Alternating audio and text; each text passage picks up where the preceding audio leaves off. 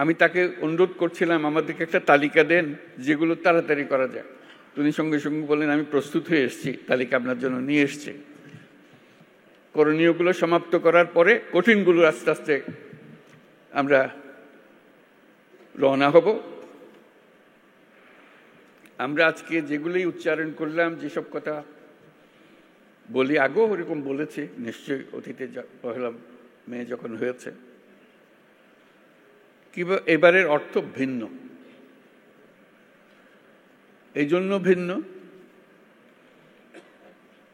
আমরা এই প্রতিশ্রুতি নিয়ে সরকার যাত্রা শুরু করেছে, যেটা ছাত্র, শ্রমিক এবং জনগণের অভ্যুত্থানের মাধ্যমে যেটা আকাঙ্ক্ষা সৃষ্টি হয়েছে, নতুন বাংলাদেশ গড়া। এই নতুন বাংলাদেশ হবে না যদি শ্রমিকদের অবস্থা পুরনো বাংলাদেশের মধ্যে থেকে যায়। কাজে এটা আমাদের সবার দায়িত্ব, যারা এই নতুন বাংলাদেশে বিশ্বাস করি, যারা এই নতুন বাংলাদেশ গড়ার জন্য প্রাণ দিয়েছে, যারা নতুন বাংলাদেশ গড়ার জন্য আহত হয়ে জীবনের সংগ্রামে রত আছে, আর যারা তাদের প্রতি সমর্থন দিয়েছে। এটা আমাদের দায়িত্ব এবং একই সঙ্গে এটা আমাদের মস্ত বড় সুযোগ। এরকম আকাঙ্ক্ষা আগে কোনোদিন একযোগে এত কঠোরভাবে সৃষ্টি হয়নি, আজকে যেভাবে সৃষ্টি হয়েছে।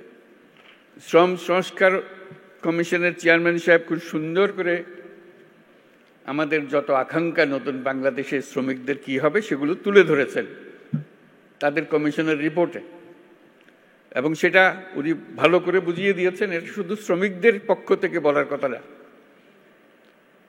সকল পক্ষকে নিয়ে, সকল পক্ষের অংশীদারিত্বে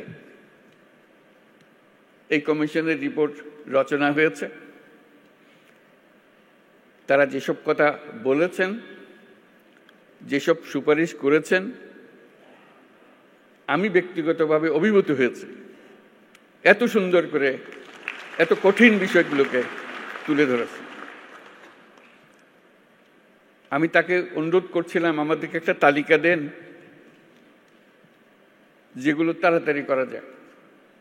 তিনি সঙ্গে সঙ্গে বললেন, আমি প্রস্তুত হয়ে এসেছি, তালিকা আপনার জন্য নিয়ে এসেছি। আশু করণীয়, আমাদের দায়িত্ব হলো আশু করণীয়গুলো দিয়ে যাত্রা শুরু করা। এইগুলো করণীয়গুলো সমাপ্ত করার পরে কঠিনগুলো আস্তে আস্তে আমরা রওনা হব।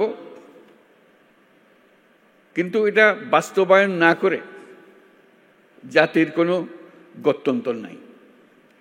এই নতুন বাংলাদেশ গড়তে হলে আর কিছু কাগজ দলিল থাকার না থাক, এই কমিশনের যে রিপোর্ট আছে এটুকু যদি আমরা বাস্তবায়ন করতে পারি, তাহলে নতুন বাংলাদেশের ভিত্তি রচনা হয়ে গেল। আমরা গৌরবান্বিত হয়ে বলতে পারব আমরা সেই পথেই যাত্রা করেছি এবং সেই পথে চলা আমরা অব্যাহত রাখব। আজকে ভালো লাগলো সবার কথা শুনে, সবার সঙ্গে দেখা করে। আমাদেরকে সবাইকে অনুপ্রাণিত করেছে। আমি বিশেষভাবে অনুপ্রাণিত হয়েছি সবাইকে একসঙ্গে দেখে এবং সবার কথা শুনে। আমি লিখিত বক্তৃতাটা পাঠ করি। আজ মহান মে দিবস, বিশ্বের শ্রমজীবী মানুষের সাথে সংহতি প্রকাশের এক ঐতিহাসিক গৌরবময় দিন। দৈনিক ৮ ঘন্টা শ্রম, ন্যায্য মজুরি ও শ্রমের মর্যাদা আদায়ের লক্ষ্যে 1886 সালের পহেলা মে মার্কিন যুক্তরাষ্ট্রের শিকাগো শহরে হে মার্কেটে শ্রমিক শ্রেণীর রক্তাক্ত সংগ্রামের মধ্য দিয়ে শ্রমিক ও শ্রমের মর্যাদা সম্মানের সাথে বিশ্বময় স্বীকৃতি লাভ করেছে। সেই প্রেক্ষাপটে এটি শুধু একটা সাধারণ দিবস নয়, শ্রমজীবী মানুষের অধিকার আদায়ের আন্দোলনের সংগ্রামের অনুপ্রেরণার উৎস। তার সঙ্গে এখন যুক্ত হয়েছে আমাদের অভ্যুত্থান, জুলাই অভ্যুত্থান।